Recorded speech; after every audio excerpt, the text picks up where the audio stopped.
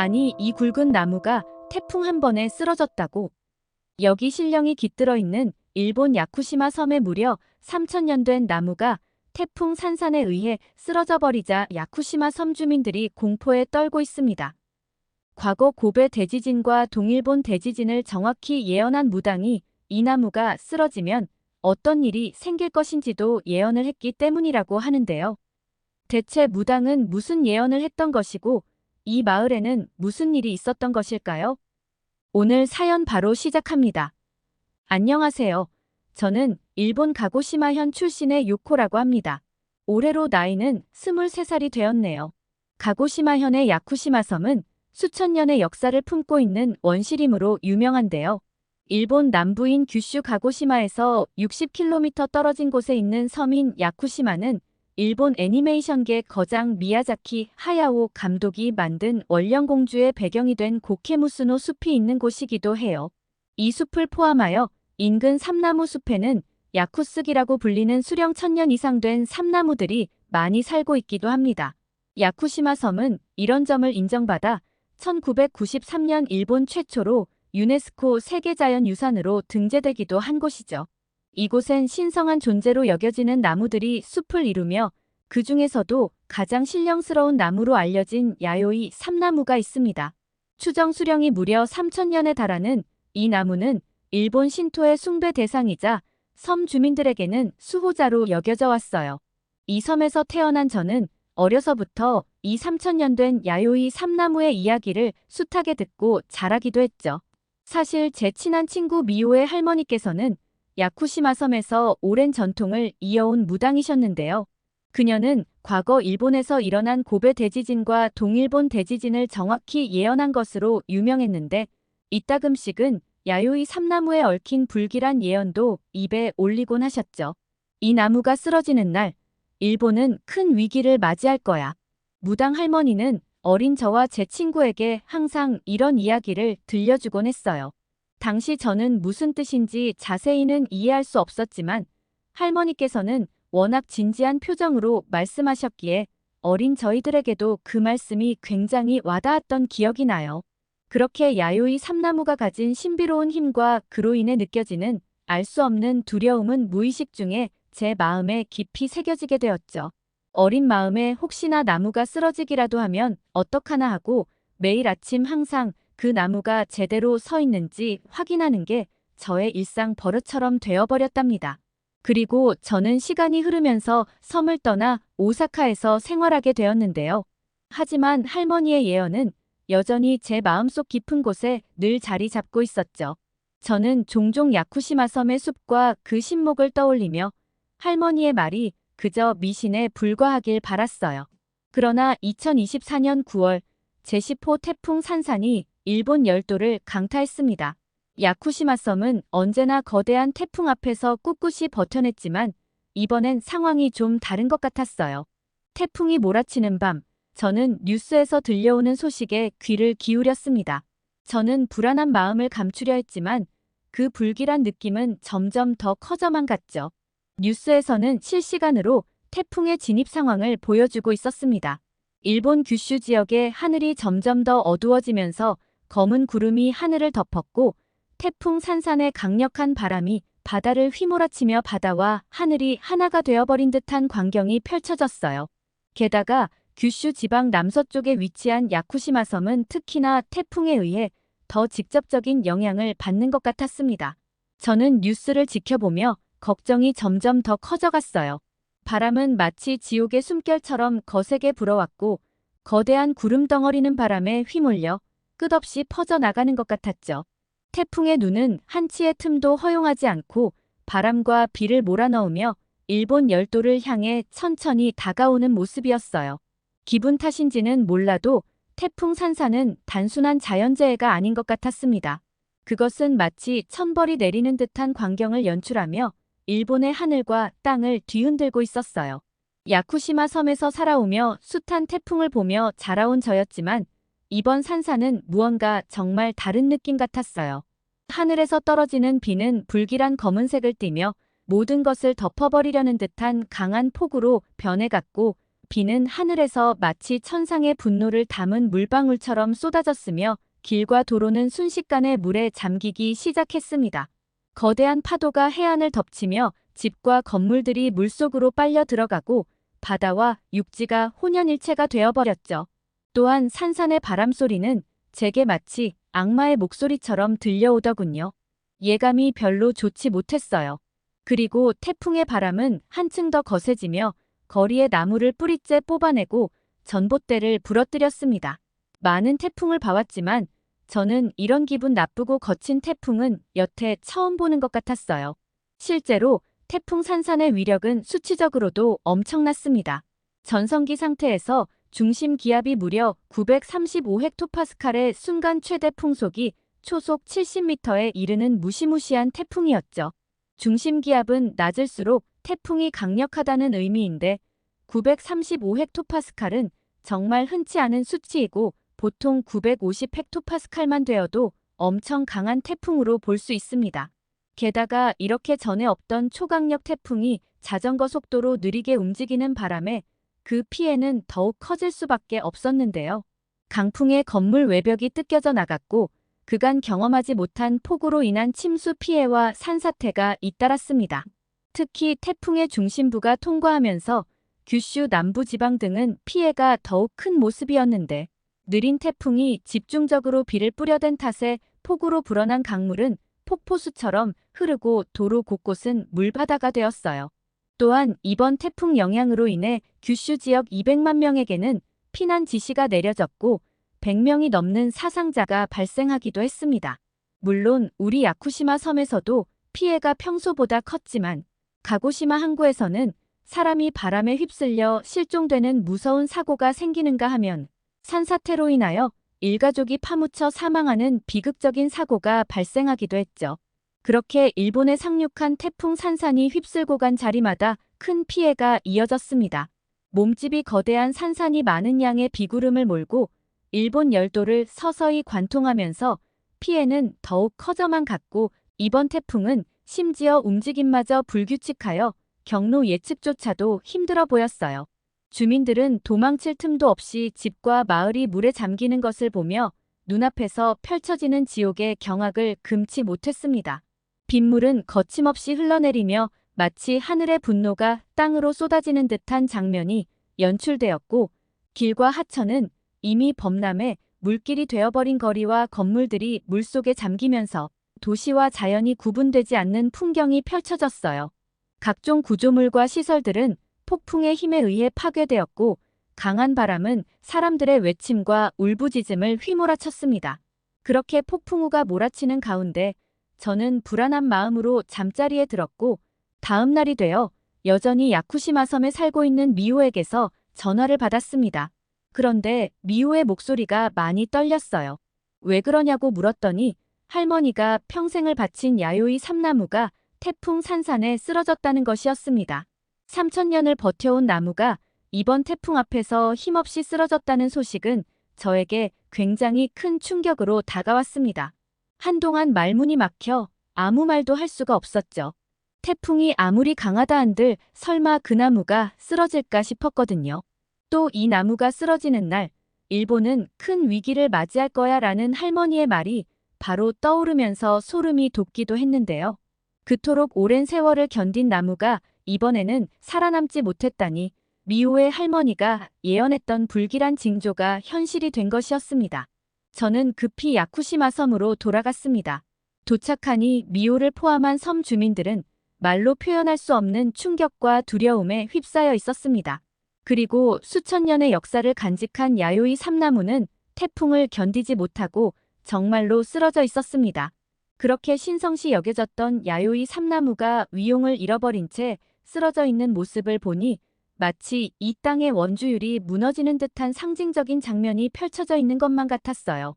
삼나무의 가지와 줄기는 부서져 땅에 내리꽂혀 있었고 그 굵은 나무 전체가 통째로 쓰러져 있는 모습은 자연의 신성함이 부정당하는 것 같은 분위기를 자아냈습니다. 그리고 섬 전체는 경악과 공포에 휩싸였죠. 그도 그럴 것이 저를 포함한 모든 사람들이 평생을 마을의 상징과 같이 우뚝 솟은 웅장한 나무의 모습만을 봐오다가 갑자기 쓰러진 모습을 보니 충격을 받지 않을 수가 없었어요. 저는 쓰러진 나무 앞에서 할머니의 목소리가 들리는 듯 했어요. 이 나무가 쓰러지면 일본에 큰 재앙이 닥친다던 그 말이 이제는 너무도 현실적으로 다가왔습니다. 사실 미호의 할머니께서는 3년 전 90세의 나이에 하늘로 떠나가셨습니다. 미호에 의하면 할머니께서는 돌아가시기 직전까지도 야요이 나무에 대한 걱정을 놓지 않으셨다고 하시더군요. 고베 대지진과 동일본 대지진을 정확히 예언했던 무당 할머니의 경고들은 마을 사람들이 쉽게 무시할 수 있을 만한 것들이 아니었어요. 사람들은 3000년 된 야요이 삼나무가 한순간에 쓰러지자 미호의 할머니가 남긴 예언과 불길한 징조를 떠올리며 다가올 재앙에 대한 두려움에 휩싸일 수밖에 없었던 거죠. 야요이 삼나무의 쓰러짐은 마을 사람들이 오랜 세월 동안 쌓아온 신앙과 그들의 미래에 대한 불안감을 드러내는 상징적인 사건이 되었고, 사람들은 점점 더 일본이 세상의 끝으로 향해 가고 있다는 위기의식을 느낄 수밖에 없었습니다. 저 또한 쓰러진 나무를 바라보며 왜 우리만 이런 재앙을 겪어야 할까? 라는 질문이 마음속에서 떠나지 않았어요. 야요이 삼나무의 쓰러짐은 특히 저에게는 불길한 징조 그 이상이었고, 그것은 일본이 앞으로 직면할 더 큰 위기의 서막일지도 모른다는 생각을 떨쳐낼 수 없었습니다. 저는 오사카로 돌아오는 비행기에서 창밖을 바라보며 생각에 잠겼습니다. 일본이 점점 더 큰 재앙으로 향하고 있다는 느낌을 정말 지울 수 없었거든요. 할머니의 예언이 이제야 실현되어 가는 것 같았고, 그것이 무엇을 의미하는지 점점 더 명확해지는 것 같았어요. 그리고 저는 미호가 했던 말이 머릿속에서 지워지지가 않았습니다. 사실 할머니께서 미호에게만 귀띔해 주었던 말을 이번에 제가 미호로부터 듣게 되었거든요. 미호가 전해준 내용은 일본의 과거와 그것이 현재와 미래에 미치는 의미에 대한 굉장히 심각한 내용을 담고 있었습니다. 미호의 할머니는 일본 제국의 식민지 지배와 그로 인한 만행들이 미래에 큰 재앙으로 돌아올 것이라고 경고하였다고 했습니다. 제가 들은 내용을 간단히 좀 말씀드려 보려 하는데요. 일본 제국은 1910년부터 1945년까지 한국을 식민지로 삼아 자원을 착취하고 한국 문화를 억압하며 많은 한국인들이 강제 노동과 성적 착취의 희생양이 되도록 하였다고 했습니다. 특히 강제 위안부 문제는 많은 한국 여성들에게 끔찍한 고통을 안겼고, 이 문제는 한국 사회에 깊은 상처를 남겼다고 했습니다. 이 말을 듣고 저는 큰 충격에 빠질 수밖에 없었는데요. 사실 저는 일본 제국의 식민지 지배에 대하여 어렴풋이 알고 있었을 뿐 자세한 내용은 알지 못했습니다. 학교에 다닐 때 교과서에 그러한 내용이 자세히 없기도 하였고, 방송에서도 그런 내용은 잘 다루지 않았기 때문이죠. 그런데 이후에 들은 내용은 더욱 충격적이었어요. 일본 제국은 한국의 문화와 전통을 억압하고 일본화를 강요하기까지 했습니다. 한국어 사용을 금지하고 일본어 교육을 강제로 시행하며 아예 한국의 전통 문화를 말살하려 했던 거죠. 한국의 역사와 문화를 왜곡하고 일본의 역사와 문화만을 강조하며 한국인들의 정체성과 자긍심을 무너뜨리려 했던 거예요. 이로 인해 한국의 전통 문화와 역사는 큰 피해를 입었고, 당시에 실제로 많은 전통과 가치가 사라졌다고 하더라고요. 사실 미호의 할머니께서 야요이 삼나무에 이러한 의미를 부여하게 된 데에는 나름대로 이유가 있었어요. 할머니는 1930년대에 태어나 일본의 격동적인 현대사를 직접 경험한 세대의 인물이었습니다. 그녀는 어린 시절 제2차 세계대전의 혼란과 일본의 군국주의적 야욕으로 인한 전쟁의 고통을 목격했습니다. 이 시기 그녀는 고향과 가족, 그리고 많은 사람들이 전쟁의 참혹함 속에서 고통받는 모습을 보며 깊은 상처를 입게 되었죠. 전쟁의 상흔은 할머니에게 인간의 행동이 자연과 인류에 미치는 영향을 직접적으로 느끼게 해주었고, 특히 인간으로서의 도덕적 책임과 역사적 교훈에 대한 가치관을 형성하게 해주었다고 해요. 또한 전후 일본이 전쟁의 책임을 제대로 인정하지 않고 피해국에 대한 사과와 보상을 회피하는 모습을 지켜본 할머니는 역사적 책임의 중요성을 깊이 깨달았다고 합니다. 할머니의 가치관은 단순히 개인적인 경험을 넘어 일본이 과거의 잘못을 인정하고 치유하지 않는 한 자연과 사회의 균형이 깨질 수 있다는 믿음에서 비롯되었습니다. 이후 고베 대지진과 동일본 대지진과 같은 자연재해를 예언하면서 할머니는 이러한 재해가 단순히 자연의 힘이 아니라 인류의 도덕적 결핍과 역사적 책임 회피의 결과로 나타날 수 있다고 확신하게 되었다고 합니다. 이와 같은 재해는 그녀에게 과거의 상처가 현재와 미래에 영향을 미치는 강력한 신호로 여겨졌고, 이는 그녀가 자연과 인류의 조화로운 공존을 강조하게 된 이유가 되었다고 해요. 하지만 일본의 역사적 만행에 대한 문제를 노골적으로 언급하는 것은 민감한 문제였기에 동네 사람들에게는 에둘러 이야기하고 미호에게만 이렇게까지 구체적으로 이야기해 주었다고 하더군요. 이어서 미호에게 전해들은 이야기는 저에게 계속해서 큰 충격을 주었는데요. 저는 731 부대라는 것을 이때 미호를 통해 처음 알게 되었습니다. 이것은 너무 충격적이어서 사실 차마 입에 담기가 어려울 지경이에요.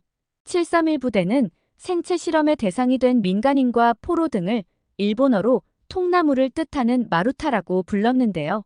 이 마루타의 대상으로 선정된 이들은 조선인은 물론이고 몽골인, 중국인, 소련과 미국의 연합국 포로들도 포함되었습니다. 731 부대가 행한 생체 실험은 끔찍한 실험들의 연속이었는데요. 마루타로 선정된 이들에게 탄저균과 천연두균을 강제로 주사하여 그 경과를 지켜보는 실험을 진행하는 한편 산채로 해부하여 내장을 빼내고 동물의 내장과 교체하는 비인륜적인 실험도 자행하였습니다. 또한 사람이 영하 50도에서 몇 분간 버티다 죽는가를 실험하기도 했으며 마루타로 선정된 이들의 몸에 전기 코드를 연결하여 독가스를 터뜨린 후 경과를 실험하기도 했습니다. 또한 인간의 장기 중 일부 장기를 제거하여 생존할 수 있는지를 실험하는 한편 산채로 화염 방사기로 태워 죽이는 만행도 서스름없이 자행하였습니다. 기타 여러 끔찍한 실험들도 별다른 제재 없이 실시되었죠. 731 부대의 부대장은 교토 제국대학 의학부를 수석으로 졸업한 후 일본 제국 육군병원과 군의학교 등에서 근무한 이시이 시로였는데요. 1941년 731 부대장으로 부임한 이시이 시로는 부임 전까지만 해도 평범한 방역과 급수를 담당하던 731 부대를 생체 실험 부대로 바꾸게 됩니다. 731 부대로 인한 피해자는 수천 명에 이르는 것으로 추정되는데요. 731 부대의 부대장인 이시이 시로는 일본이 패망한 후 전범재판에 넘겨져 처벌받아야 했으나 안타깝게도 처벌은커녕 무죄를 선고받게 됩니다. 이시이 시로가 무죄를 선고받게 된 배경에는 미국과 일본의 사법거래가 있었는데요. 미국은 자신들은 실시할 수 없는 방법으로 축적된 731 부대의 생체 실험 데이터를 얻고 싶어 했고 그 대가로 이시이 시로에게 무죄를 선고해 주었던 것입니다. 심지어 이후에도 연구 결과에 눈이 멀어 731 부대원들을 돈을 주고 실험연구원으로 고용을 하거나 이시이 시로를 생물 무기 고문으로 생물학 무기 개발에 참여시키면서 잔인하게 희생된 사람들만 죽어서도 눈을 제대로 감지 못하게 되는 비극이 되는 결과가 되어버렸는데, 이는 미국이 다른 역사적 문제와는 달리 731 부대에 대한 이야기만 나오면 유독 말을 아끼는 이유이기도 하다고 합니다. 참 비극적인 일이 아닐 수가 없어요. 또한 강제징용과 노동 착취는 일본 제국의 또 다른 만행이었습니다. 한국의 남성과 여성들은 일본의 군수산업과 기타 노동력으로 강제징용되었고 이들은 열악한 조건에서 혹독한 노동에 시달려야 했습니다. 이 과정에서 한국인들은 인권을 무시당하며 건강과 생명마저 위협받아야 했습니다. 실제 일본 제국의 군수산업에 강제로 동원된 많은 한국인들은 과중한 노동과 위험한 환경 속에서 생명을 잃거나 심각한 부상을 입어야 했죠. 이러한 문제들은 일본 정부의 충분한 사과와 배상이 없었던 문제로 피해자들은 여전히 깊은 상처와 고통을 안고 있는데요. 제2차 세계대전이 끝난 후에도 일본은 한국에 대한 공식적인 사과와 배상을 거부했습니다. 일본의 이러한 태도는 한국 사회에 더욱 깊은 상처를 남겼고 양국 간의 갈등은 해결되지 않은 채로 남아있었습니다. 또한 일본은 난징 대학살과 같이 중국에 대하여 엄청난 학살극을 벌인 적이 있다고도 해요. 그런데 일본 정부는 과거의 잘못을 인정하고 반성하기보다는 그 책임을 회피하며 역사적 진실을 왜곡하거나 혹은 은폐했습니다. 미호의 할머니는 이러한 역사적 만행들이 결국 천벌로 돌아올 것이라고 경고하셨던 거죠. 야요이 삼나무의 쓰러짐을 단순한 자연재해가 아니라 일본의 닥칠 미래의 천벌을 예고하는 중요한 징조로 여기셨던 거예요. 삼나무는 일본 신앙에서 신성한 상징으로 간주되는데 특히 이 3000년 된 야요이 삼나무의 쓰러짐은 신의 뜻이 내포된 사건으로 해석된다는 것이었죠. 즉 할머니의 살아생전 경고는 야요이 삼나무의 쓰러짐이 일본의 과거 잘못에 대한 응징의 서막일 것이라는 의미를 담고 있었고 앞으로 닥칠 무시무시한 재앙의 전조라는 해석이었죠. 미호의 설명을 들으면서 저는 삼나무의 쓰러짐이 단순한 우연이나 자연재해가 아니라 진심으로 일본에 닥칠 큰 재앙의 전조라는 사실을 느끼게 되었는데요. 이는 정말 일본이 과거의 잘못을 인정하고 사죄하지 않으면 현실로 다가오게 될 무시무시한 신의 분노가 될 것이라는 확신까지 들었어요. 저는 할머니의 예언이 실제로 이루어질 것이라는 두려움이 엄습하게 되었죠.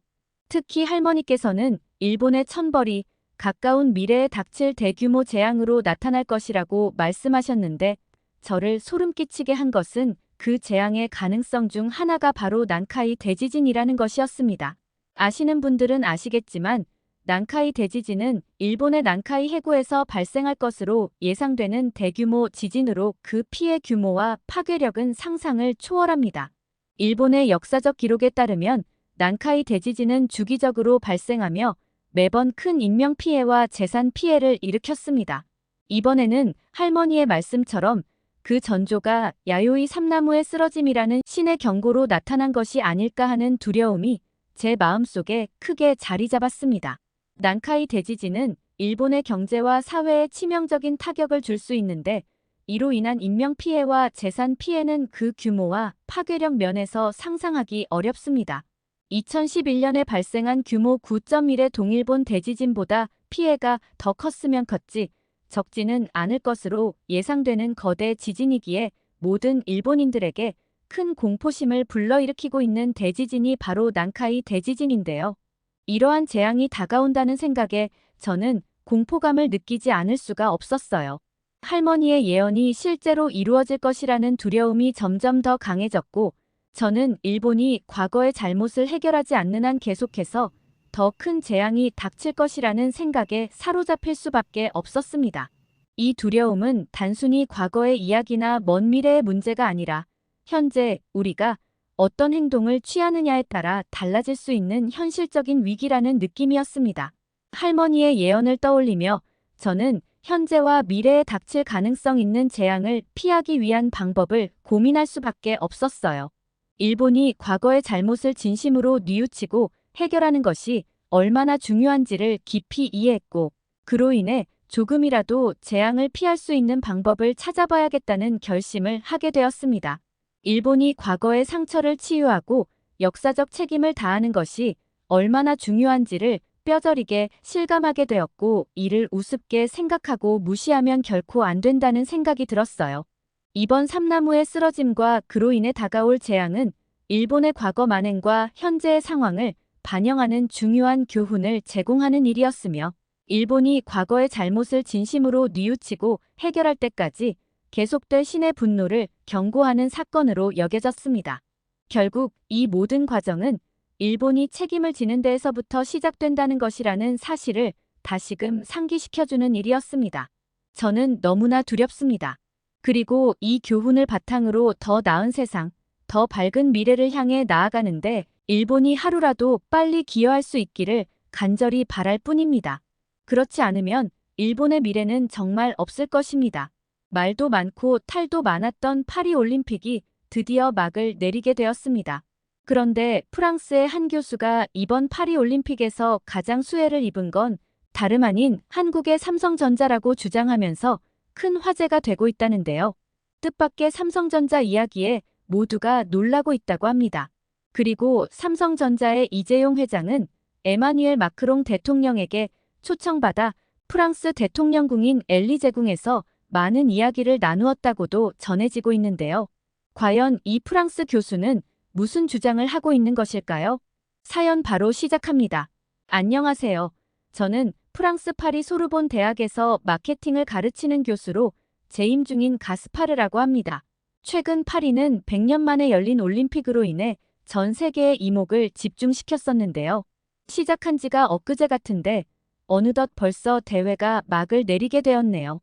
말도 많고 탈도 많은 올림픽이었지만 그래도 무사히 마무리가 된 것 같아 다행스럽게 생각을 합니다. 평소 스포츠 경기 시청을 즐겨오던 제게도 이번 파리올림픽 기간은 굉장히 행복한 기간이었는데요. 특히 저는 이번에 프랑스에서 은메달과 동메달을 획득하기도 했던 양궁 경기를 굉장히 재밌게 보았던 기억이 납니다. 프랑스는 원래 양궁 종목에서는 좋은 모습을 보여주지 못하던 나라였는데요. 이번 파리올림픽 전까지 역대 모든 올림픽을 통틀어 메달을 총 3개밖에 따지 못했을 정도로 말이죠. 그런데 이번에 한국인 감독인 오선택 감독을 선임하며 값진 은메달과 동메달을 따면서 단숨에 양궁 종목에서 총 메달 개수를 2개나 추가하게 되었죠. 프랑스 양궁 대표팀이 8강전에서 이탈리아를, 4강전에서 튀르키예를 물리치고 결승에 진출했을 때는 금메달까지도 살짝 기대를 했으나 역시 한국 양궁 대표팀의 벽을 넘는 이변은 벌어지지 않았죠. 그래도 은메달과 동메달 이렇게 2메달만으로도 우리 프랑스에 굉장히 값진 선물이었고 프랑스 국민들을 굉장히 열광시키기도 했답니다. 다 한국인 오선택 감독 덕분이라고 생각을 해요. 그리고 한국의 여자 양궁 대표팀은 이번에 금메달을 획득하며 올림픽에서 10회 연속 우승이라는 대업을 달성하기도 했는데요. 이는 정말 입이 떡 벌어질 정도로 놀라운 기록이 아닐 수가 없었죠. 1988년 서울 올림픽에서 단체전 종목이 생긴 이후 한국 여자 양궁 단체 종목은 단 한 번도 금메달을 놓친 적이 없다고 하며 이러한 10연속 우승은 올림픽에서 최초의 기록이라고 하더군요. 이렇게 대기록을 달성한 한국 대표팀이 참 부럽기도 하고 진심으로 축하의 말씀을 전하고 싶습니다. 아무튼 저는 이번 파리올림픽에서 수많은 올림픽 경기들을 정말 즐겁게 시청하였는데 사실 저에게는 또 다른 관심사 하나가 있었답니다. 저는 글로벌 마케팅과 스포츠 비즈니스를 연구 지도하는 교수로서 이번 올림픽이 브랜드들에게 어떤 기회를 제공할지에도 큰 관심을 가지고 있었어요. 사실 올림픽이라는 무대는 단순한 스포츠 대회만을 의미하지는 않습니다. 올림픽이라는 큰 무대 뒤에 숨겨진 글로벌 마케팅과 브랜드들의 이미지 구축이 굉장히 활발하고 치열이 이루어지는 무대가 바로 이 올림픽이기도 한데요. 특히 저는 이번 파리올림픽에서 한국의 삼성전자의 마케팅 전략이 어떤 모습으로 구현될지에 대한 궁금증이 굉장히 컸어요. 파리올림픽이 시작되기 전부터 삼성전자가 이번 올림픽에서 대대적인 마케팅을 벌일 것이라는 소식을 들어 알고 있었고 저는 학자로서 굉장한 관심이 생겼으며 그 결과도 궁금해지더라고요. 아무튼 이번 파리올림픽에서 삼성은 올림픽 참가 선수 약 1만 7천 명에게 옐로 색상의 금빛 올림픽 엠블럼과 삼성 로고가 새겨진 갤럭시 Z 플립 6 모델을 제공하였는데요. 우선 선수들의 반응은 굉장히 뜨거웠어요. 선수들은 자신의 SNS 등을 통해 한국의 삼성 갤럭시 Z 플립의 실물을 올리며 너무 아름답다, 선물이 감동적이다, 특별한 대우를 받아 기분이 좋다 등 칭찬을 이어갔고 해당 영상을 접한 네티즌들 또한 나도 갖고 싶다, 일반인한테도 팔면 안 되나, 올림픽 스페셜 에디션 너무 멋지네 등의 반응을 보이고 있었는데요. 제가 처음에 예상했던 것보다 반응들이 훨씬 폭발적이어서 깜짝 놀라기도 했죠. 심지어 갤럭시 Z 플립의 언박싱 영상을 찍는 게 올림픽 출전 선수들 사이에서 유행을 타고 있기도 하더라고요.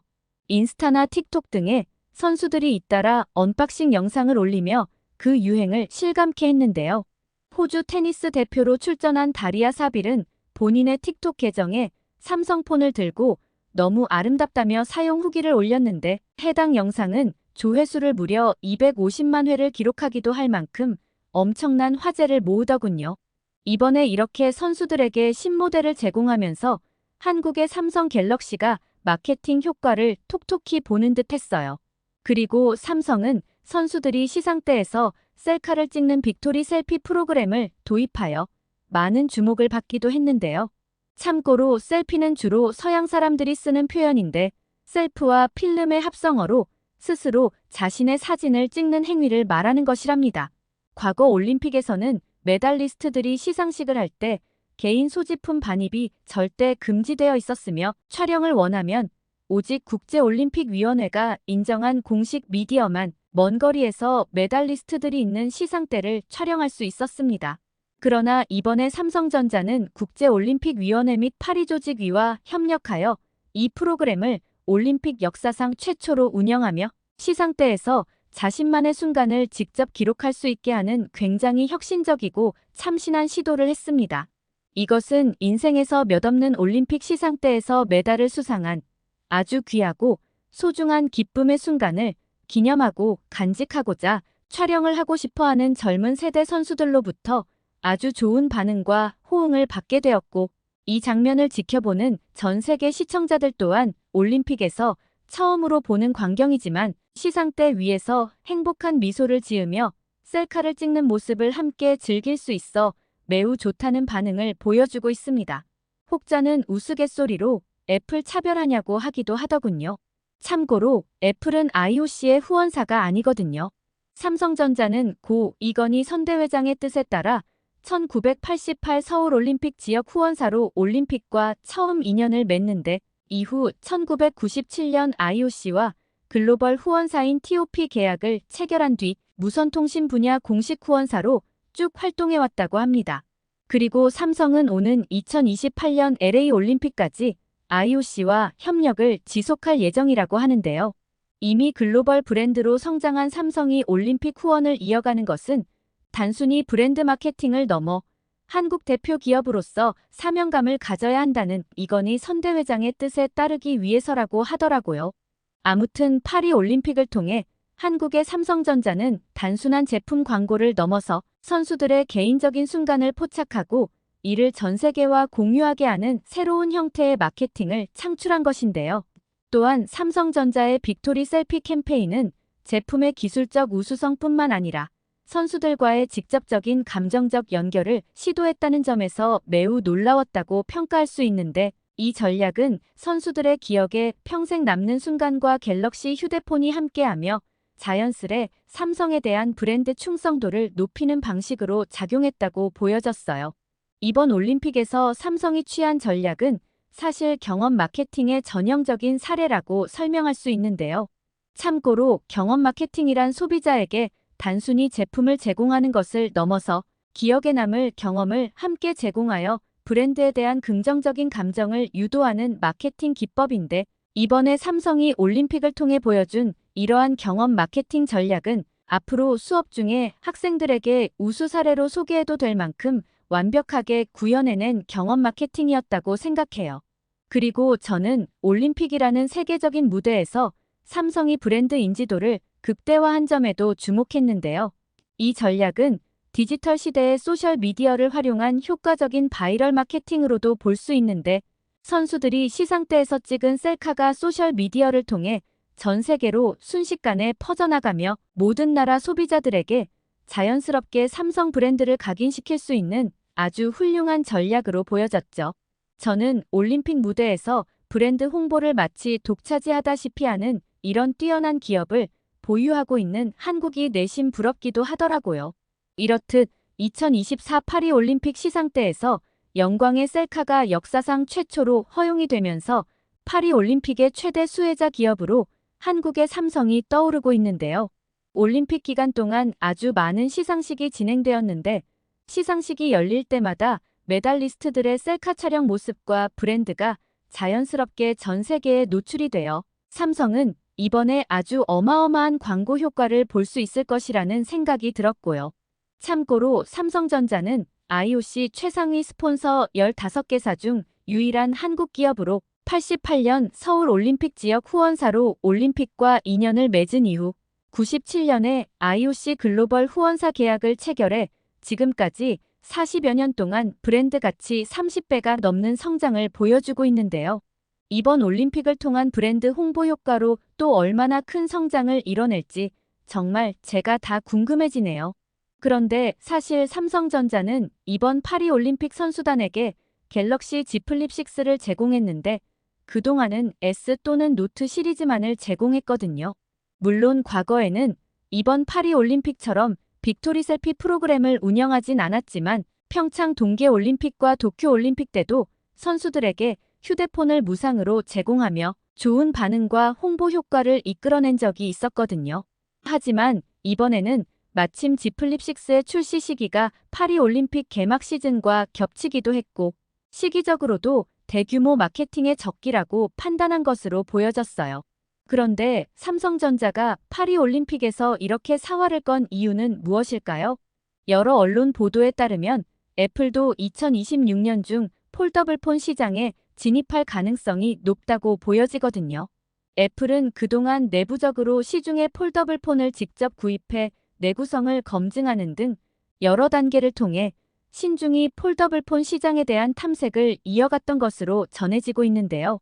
애플은 비단 휴대폰뿐만 아니라 아이패드, 맥에서도 폴더블 디스플레이 접목 방안을 고려하고 있다고 합니다.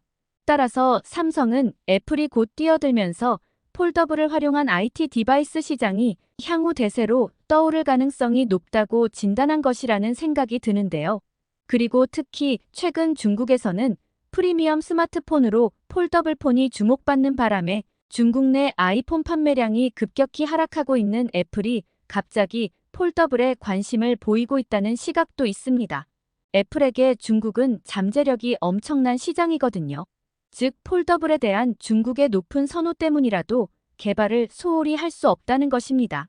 하지만 사실 삼성전자 역시 애플의 시장 진입을 내심 바랄 거라는 생각도 드는데요. 왜 경쟁사의 진입을 바라냐고요? 실제 애플의 아이폰 단일 판매량은 경쟁 브랜드를 압도할 수준으로 높아요. 그런데 세계 폴더블폰 시장은 중국을 제외하면 규모가 그리 크지 않은 상태인데요. 하지만 애플이 진입한다면 단숨에 폴더블폰 시장이 중국 외에도 전 세계적으로 인기를 끌고 시장 자체가 크게 성장할 가능성이 있습니다. 아니, 가능성이 있는 게 아니라 실제로 그렇게 될 거예요. 이렇게 되면 세계 1위 타이틀은 애플에 바로 내어주게 되겠지만 삼성의 Z 플립 매출액도 덩달아 훨씬 더 높아지게 될 수 있거든요. 시장 자체가 커지니까요. 그래서일까요? 삼성전자는 갤럭시 Z 플립 6부터 글로벌 실구매가를 일제히 상향하는 모습도 보이더군요. 특히 미국의 경우 Z 플립 5까지만 하더라도 굉장히 저렴하게 구매할 수 있었지만 Z 플립 6부터는 한국에서 판매되는 가격과 비슷한 수준으로 구매를 해야 하는 실정이라고 하는데요. 삼성전자가 이렇게 강경한 태도를 보이는 배경에 대해서는 아마도 아이폰의 폴더블 시장 진입 전에 삼성 Z 플립의 프리미엄 이미지 강화 차원이라고 해석할 수 있겠죠. 저는 개인적으로 이러한 삼성의 판단이 굉장히 현명했다고 보여지는데요. 이번 갤럭시 Z 플립 6는 그동안 폴더블 폰의 약점이라고 지적받아왔던 카메라나 배터리의 성능도 크게 향상시켜서 비로소 완성도가 일반 바형 스마트폰과 견줄 수 있는 수준이라고도 알려져 있어요. 그래서 이번 갤럭시 Z 플립 6가 사용자에게 상당한 만족감을 줄 수 있는 완성형 폴더블 폰이라는 판단에 삼성전자가 파리올림픽에서 자신있게 대대적인 마케팅 프로모션을 벌였던 것이라는 생각이 듭니다. 앞서 말씀드렸듯이 사실 현재 중국 시장을 제외하면 세계 시장에서 폴더블 폰의 존재감은 그리 크지 않은 상황인데요. 따라서 올림픽 시상대에서 갤럭시 Z 플립 6를 이용해 셀카 찍는 모습으로 세계인의 흥미를 유발하고 올림픽 선수단에 무상 제공하여 홍보 효과를 극대화시키겠다는 계획인 것으로 보여졌죠. 이 아이디어는 누가 떠올려낸 건지 정말 참신하고 또 전략적이기까지 했어요. 아무튼 이러한 삼성의 모습을 보고 있자니 저는 참 많은 생각이 들기도 했는데요. 참고로 최근 프랑스 경제는 높은 인플레이션, 저성장, 높은 실업률 등으로 적지 않은 어려움을 겪고 있답니다. 이러한 상황에서 마케팅 교수로서 나라에 큰 기여를 하고 있는 한국의 삼성처럼 프랑스 기업들도 보다 분발했으면 하는 바람이 드는데요.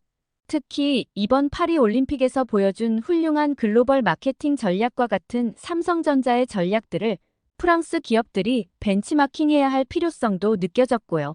아시는 분들은 아시겠지만 사실 우리 프랑스는 아직 디지털화에서는 많이 뒤처져 있다고 보시면 되는데요. 그래서 기업들의 마케팅에서도 한국과는 꽤 차이가 난답니다.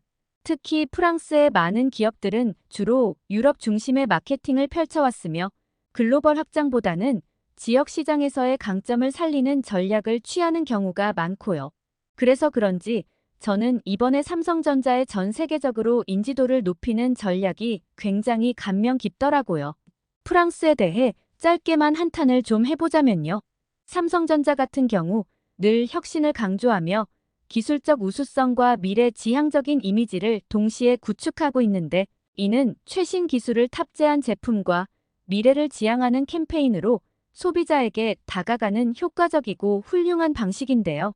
반면에 프랑스의 기업들은 전통과 품질에 기반한 브랜드 이미지를 가지고 있지만 사실 혁신적인 마케팅 전략보다는 기존의 강점을 유지하는 데 초점을 맞추는 경우가 많거든요. 제 생각으로는 프랑스의 많은 기업들이 디지털 전환을 가속화하고 유럽 중심의 마케팅보다는 앞으로는 글로벌 시장에서의 확장을 목표로 하여 삼성처럼 더욱 창의적이고 미래 지향적인 마케팅 전략을 개발해야 한다고 봐요. 이를 통해야만 프랑스 기업들도 경쟁력을 더욱 강화하고 어려운 경제 상황 속에서도 더 발전할 수 있을 것입니다. 그리고 저는 이번 파리 올림픽에서 삼성전자의 마케팅뿐만 아니라 글로벌 비즈니스 네트워크와 파리 올림픽 기간 동안의 이재용 회장의 활발한 활동에 대해서도 높이 평가하게 되었는데요. 이 회장은 파리 올림픽 기간 파리를 찾아 글로벌 정관계 및 스포츠계 인사, 주요 비즈니스 파트너 등을 잇따라 만나는 등 연쇄 회동을 해 눈길을 끌기도 했는데, 실제 이재용 회장은 얼마 전 에마뉘엘 마크롱 프랑스 대통령 초청으로 파리 엘리제궁에서 제임스 퀸시 코카콜라 CEO, 닐 모한 유튜브 CEO, 일론 머스크 테슬라 CEO 등 글로벌 기업인 40여 명이 함께한 오찬에 참석하기도 했습니다. 사실 올림픽은 전 세계인의 스포츠 축제인 동시에 글로벌 정재계 인사들이 찾는 비즈니스 무대거든요.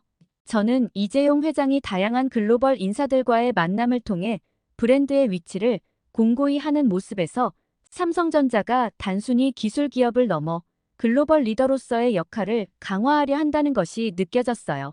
저는 이번 올림픽 기간을 겪으며 경기도 물론 재밌게 보았지만 이러한 삼성의 마케팅 전략과 글로벌 비즈니스 네트워크 활동에 대해서도 깊은 감명을 받았는데요. 저는 향후 제 수업에서 학생들에게 삼성전자의 사례를 소개하고 이를 통해 현대 마케팅의 복잡성과 혁신을 설명할 계획을 세우고도 있어요.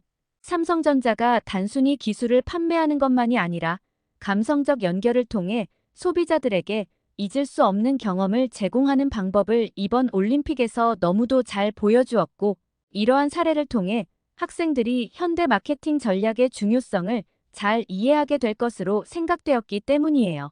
또한 파리 올림픽에서 삼성 갤럭시 Z 플립과 빅토리 셀피는 단순한 제품 홍보를 넘어 대한민국의 외교적 역할에도 크게 기여하는 것이라는 생각이 들었고요.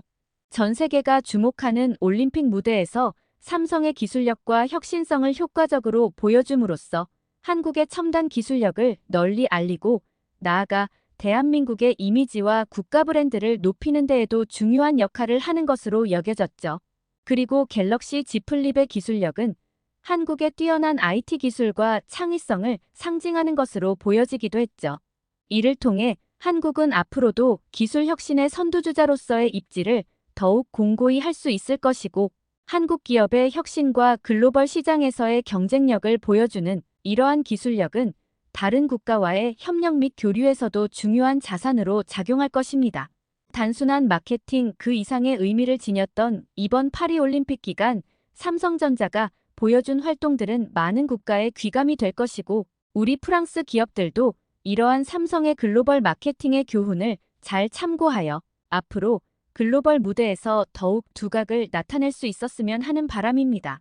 저 또한 이번 경험을 통해 프랑스의 젊은 마케터들이 글로벌 마케팅의 중요성을 인식하고 창의적이며 감성적인 접근 방식을 통해 브랜드를 세계에 알리는 데 기여할 수 있도록 돕고자 다짐했고요.